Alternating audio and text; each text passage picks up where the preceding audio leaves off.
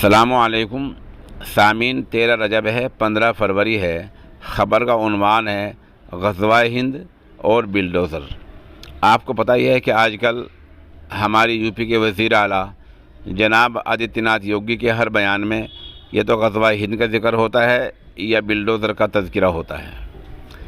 آپ کو بتلاتے ہیں کہ غزوہ ہند کی مانگ کسی بھی قابل ذکر مسلم یا غیر مسلم لیڈر یا کسی سیاسی پارٹی یا سماجی تنظیم نے نہیں کی ہے۔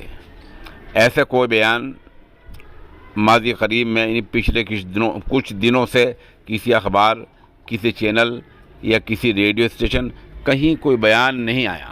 اس کے باوجود یوگی جی نے 3 دن پہلے کہا کہ غزوہ ہند کا سپنا کبھی پورا نہیں ہوگا۔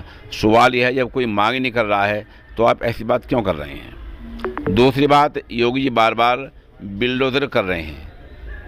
لگ ایسا رہا ہے کہ بظاہر یوگی جی کا کوئی تیر نشانے پر نہیں لگ رہا ہے اور ہر تیر خطا ہوتا جا رہا ہے۔ اب آئندہ جو الیکشن ہے، آپ کو بتائیں کہ 20 فروری کو ہے اور وہ یادو لینڈ میں ہے۔ اب دیکھنا یہ ہے کہ یوگی جی یہاں 58 اور 55 سیٹوں سے نکل کر یادو لینڈ کے لیے کون سا غزوہ ہند یا کون سا بلڈوزر چلواتے ہیں۔